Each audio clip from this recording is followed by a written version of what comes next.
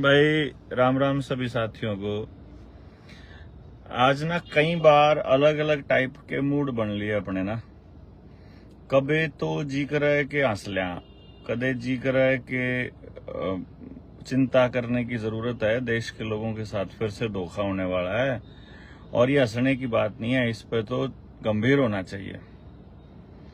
फिर सोचें कि यार क्या करना चाहिए इसमें, मतलब लोगों को बताएं, लोग समझें, लोग बोलें। फिर सोचते हैं कि यार पिछली बार भी तो बोले थे और पिछले 4 साल से हम तो चुप नहीं हुए। ये मैं सिर्फ बीमारियों के केस में बोल रहा हूँ 4 साल से। वैसे तो 2016 से निकले हुए हैं, डे नाइट इसी काम पे, एजुकेशन वाले मुद्दे पे निकले थे। बट ये बीच में 2019 में ये कोरोना वाला ड्रामा चालू हो गया, तो ये सब हुआ जो भी हो रहा है। तो मैं कुछ अपडेट आपको दे दूं। मंकी पॉक्स को लेकर के आज इमरजेंसी घोषित की थी इसने, WHO ने कहा कि ये पेंडेमिक बन सकती है। और फिर अखबार में देखा छोटा मोटा कि पाकिस्तान में आ लिया है और भारत इससे कैसे बच सकता है, और टेस्टिंग चालू करनी पड़ेगी और मंकी पॉक्स की वैक्सीन भी लेनी पड़ेगी। बड़ा बड़ा इसलिए मैंने ऊपर आपको लिखा कि फीलिंग सार्केस्टिक, कंसर्न भी फीलिंग था मैं लोगों को लेकर के। फिर मैंने सोचा कि पिछले 4 साल में जिनको सरकार के प्रोपेगेंडे समझ में आ गए हैं, उनको तो ये वाला खेल भी समझ में आ जाएगा कि मंकी पॉक्स में कितनी सच्चाई है। जिनको अभी तक समझ में नहीं आया है वो क्या करेंगे। मान लीजिए क्या वो मंकी पॉक्स की भी टेस्टिंग करवाएंगे क्या? जो अभी आप देखिए, मैं आपको क्या बाइक है भाई, क्या देखे देखे। यस, बहुत ये बात है। सॉरी। मैं जो आपको कह रहा था कि अ, देश के लोग इसको समझेंगे कि नहीं समझेंगे।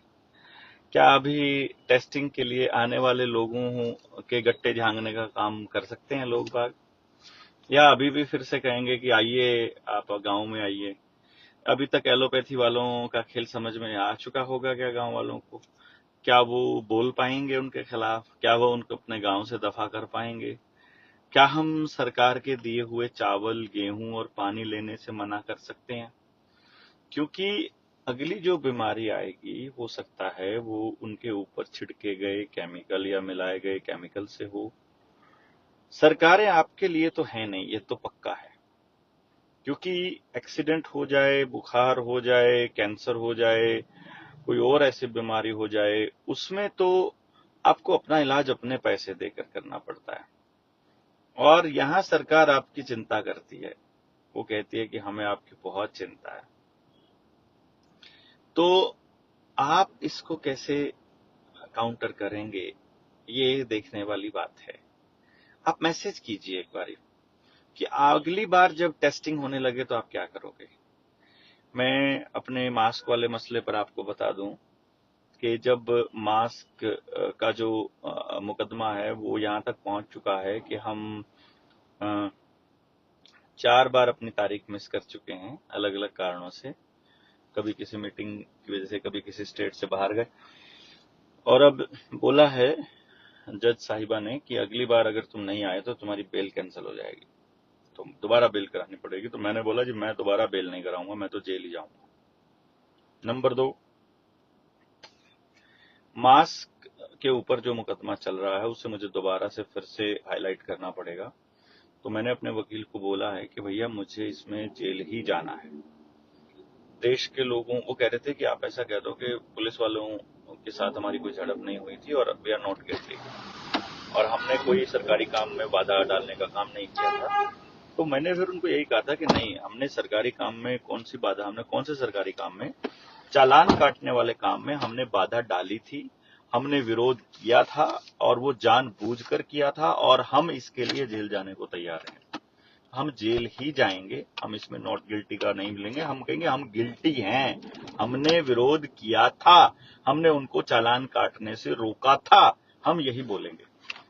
फिर हमारा वकील भी बोलने लगा कि हाँ, फिर अगर आप जेल जाने के लिए तैयार हैं फिर तो कोई दिक्कत नहीं है। तो हमने उसको यही बोला है। अब देखना यह है कि इसमें देश के लोग, समाज के लोग क्या स्टेप इसमें लेते हैं। तो ये जो मंकी पॉक्स का चालू हुआ है, इसके ऊपर एक बार लिखिए, एक बार मतलब आप लिखिए कि आपको क्या लगता है, ये कितना सच है, आप क्या करेंगे। और फिर इसके ऊपर एक वीडियो हम आएंगे। अभी हमें कहीं मीटिंग के लिए निकलना है, तो अगली जो वीडियो होगी इसमें काफी डिटेल में हम चर्चा करेंगे। बाकी एजुकेशन की जो ट्रेनिंग है वो बहुत ही शानदार रही। सभी साथियों ने बहुत एंजॉय किया, बहुत कुछ सीखा भी, ऐसा कुछ मुझे उम्मीद है।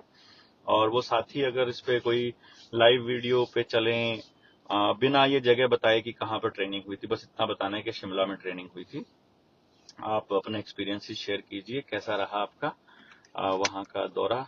और फिर हम अगली ट्रेनिंग के लिए तैयारी कर रहे हैं। तब तक आप बेसिक ट्रेनिंग कंप्लीट कर लीजिए। जिस भी भाई को एजुकेशन की बेसिक ट्रेनिंग की जरूरत है, जो अगली बार अपनी टीम में शामिल होना चाहता है, 9518170000 पर व्हाट्सएप कर दीजिए कि मुझे एजुकेशन की ट्रेनिंग भेज दीजिए। अपना परिचय पहले भेज दीजिएगा। हम जल्दी ही दोबारा कनेक्ट होंगे। तब तक के लिए अलविदा।